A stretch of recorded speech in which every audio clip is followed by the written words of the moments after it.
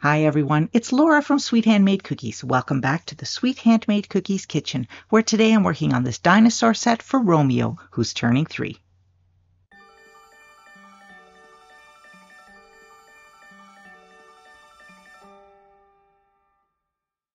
The first job of the week is always to create the dough, and so the first steps are to measure out the sugar and put it into the mixing bowl. I'm also going to get the butter ready and warmed up a little bit in the microwave. And the next step is to crack the eggs. I always crack my eggs into a colored bowl. That way, if a piece of shell gets in, it's very easy to spot. And after I crack the eggs and wash my hands, of course, I'm going to cut up the vanilla bean. So I slice it lengthwise, and then I scrape out all the vanilla bean seeds with my paring knife. So it adds a great flavor, but it also adds a really great look of the little vanilla bean seeds in each cookie.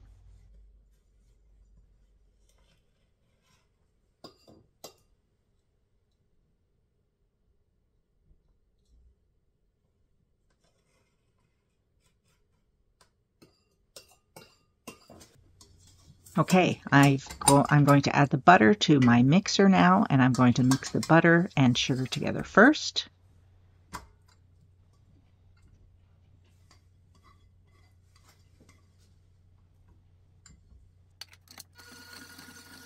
And I'm going to add in the eggs and vanilla.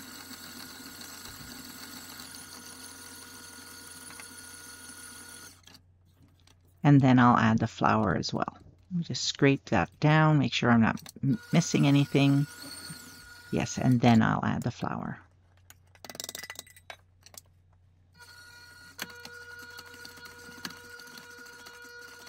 And so once the dough is finished, I measure it out by weight into these extra large freezer bags.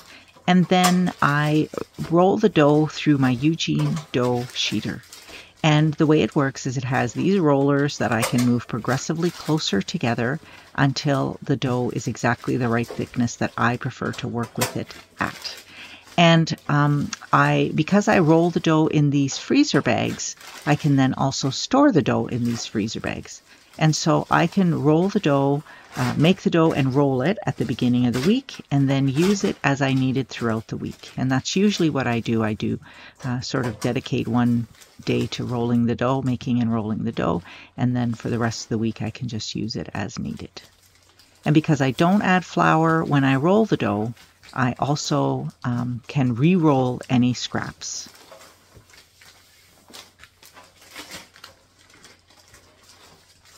And I usually make a double batch of dough at any one time. And when I do that, I end up with 5 bags of the dough ready to go right into the freezer.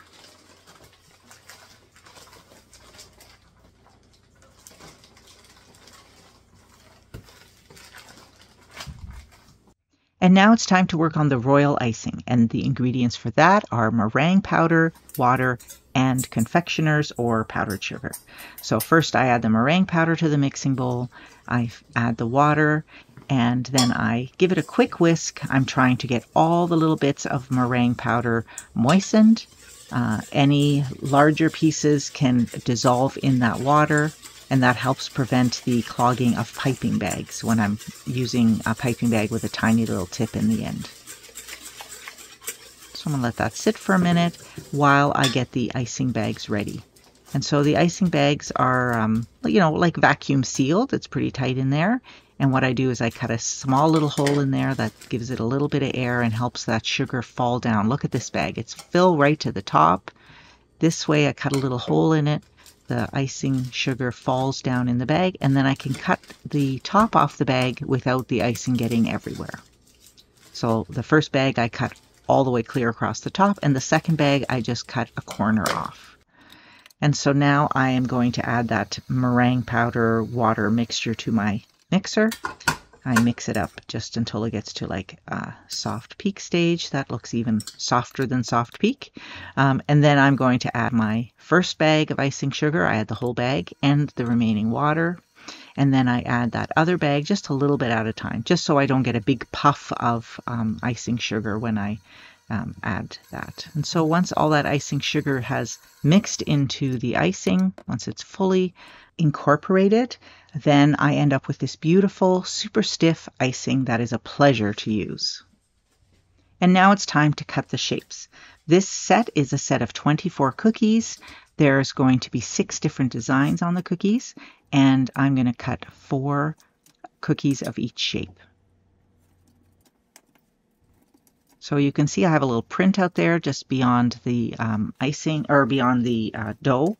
And what I did was I sort of printed it out to about the shape, to about the size of the cookies that I usually make. And then I sort of held up cookie shapes to make sure that the design would fit nicely on that shape. And that's how I figured out what shapes I was going to use for this particular set.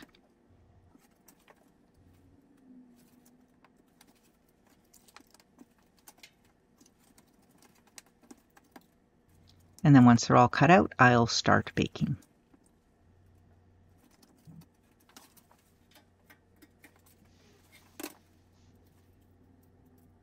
Now I'm placing the cookies on the cookie sheets. I always line my cookie sheets with parchment. I decided that those 2 shapes were both too big to fit on one cookie sheet, so I did a little adjustment. There, all of the cookies are on. And while the cookies are in the oven, I'm going to start working on coloring the icing. So I need a bunch of white, and then all these little bowls are going to be dedicated to the different colors I'm going to make. So I just measure it out based on how much I need, and I'm going to now start working on the colors. So I need some orange, I need some brown. I'm going to have, I believe, a couple shades of brown, a couple shades of green, and a couple shades of blue. And I'm now working on the consistency, so I add a little bit of water at a time. And I'm going to get it just so it's just the right consistency. All of these colors ended up being a flood consistency, but I think the darker brown ended up being a little bit stiffer because I'm doing a special technique with those. Now I lined this extra large mason jar with a piping bag, and then I knot the top. And then I'm doing that for all the colors. After I get the right consistency, then I put it into a piping bag, make a little collection of colors there.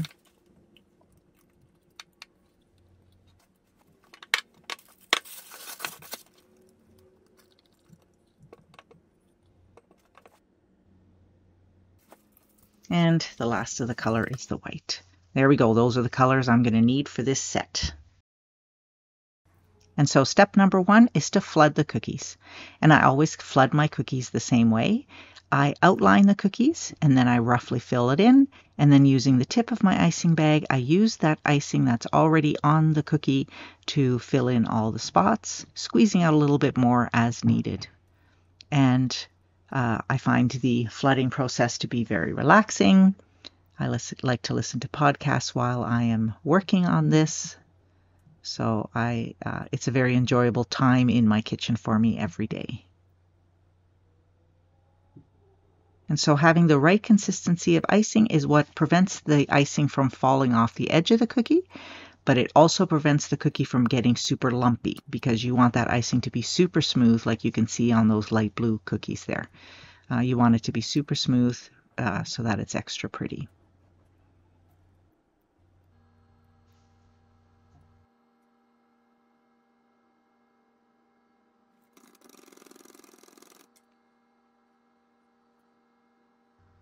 So this set has 6 different designs, and 3 of them will be actual dinosaurs.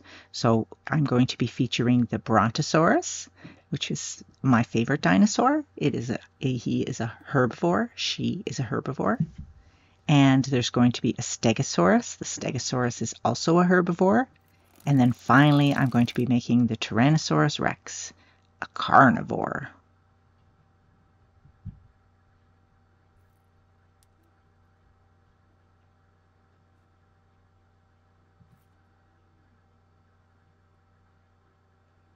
And so the T-Rex was a definite must for this set because Romeo is celebrating his 3rd birthday and the theme is 3-Rex, a play on T-Rex.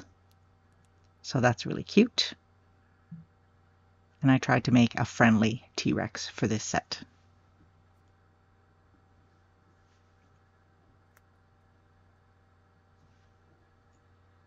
Okay, I'm finishing off the last of these white cookies, and then I'm going to do a rather fun technique where I'm using the 2 shades of blue and the 2 shades of green, and I'm going to smear them on the cookie, and then I'm going to be using brown on top. Here we go. I'm going to start with the, I guess that's the lighter shade of blue. I'm going to sort of smear that onto the cookie. Try not to get too close to the edges of it. Now the light green, now the dark green,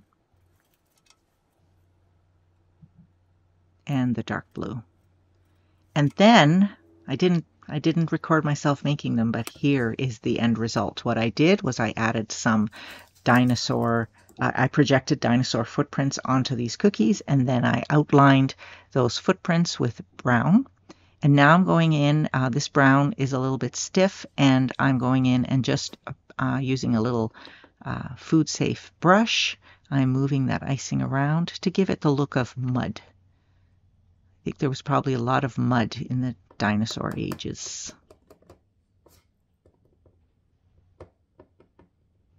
And so not only did I do this mud, we'll call it the mud technique, on these footprint cookies, but I also end up using it on the cookie that I flooded brown, because for that cookie I will be adding the words 3 Rex.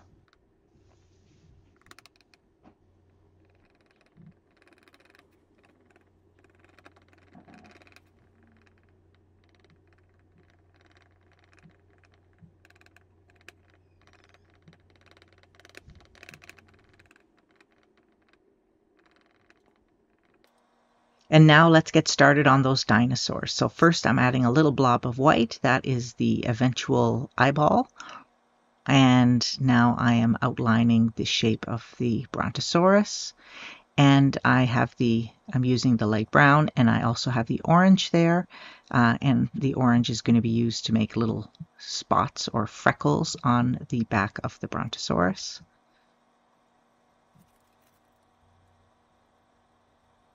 Then I'm going to be working on the Stegosaurus, again, the eyeball, and then using the darker of the greens, I'm going to outline the cookie.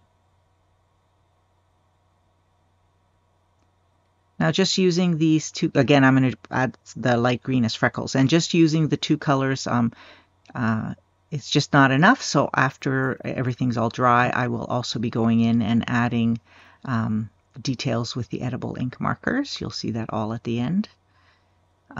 And for the Brontosaurus and the T-Rex cookies, I also decided the backgrounds were just too white, and so I add a little embellishment. You'll see that in the finished product as well.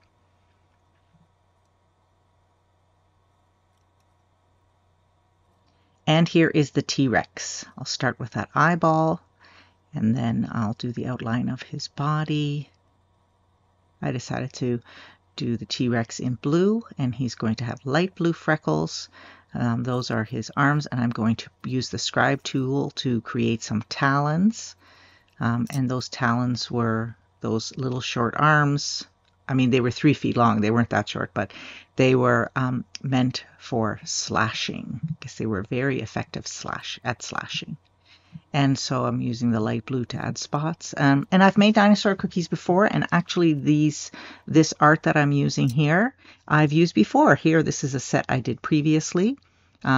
This was art that I purchased from Etsy, and as you can see, I've used it a couple of times and turned out really nice. Now, to add some interest to these cookies, I am writing roar on the Brontosaurus cookies.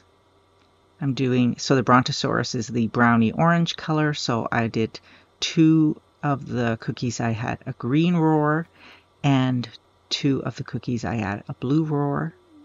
I think that's just perfect.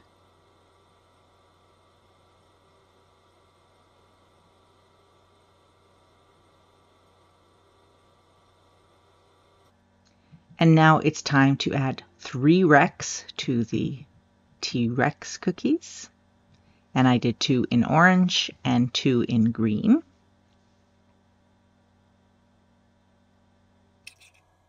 And now I'm going to add a colorful sun to the Stegosaurus cookies.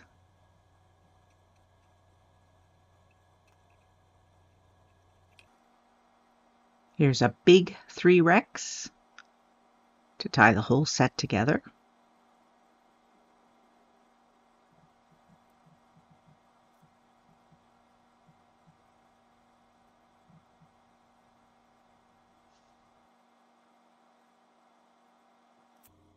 And this cookie is going to say Romeo.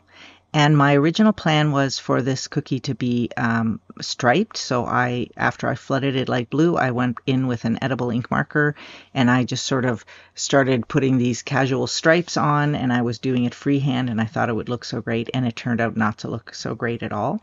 And so I ended up actually scraping the icing off the cookie, and I reflooded the cookie. And then what I do afterwards, you'll see in the finished product, I do add stripes, but it looks nicer. And so now I'm adding the eyeball details to the white circles that I put on originally. And now for the stegosaurs here, I'm adding some darker green highlights. I also add some marks on the little spikes on his back. You'll see that there in the picture. And I added dots to the background of the Brontosaurus and the T-Rex. You can see the stripes on the Romeo. I also added white on top of the letters on all of the words. And so now it's time to package. And as you know, I always package in glassine bags.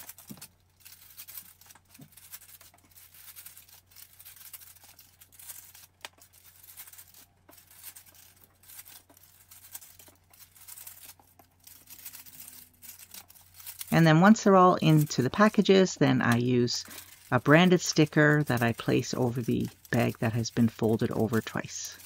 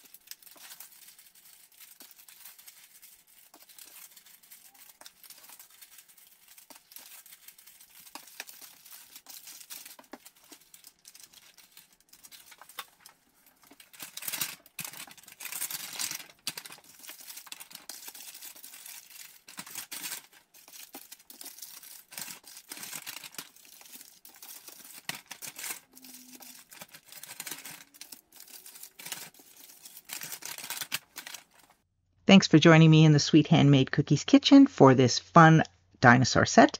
Join me again next week when I'll have another great set. Please like and subscribe, and I'll see you next week.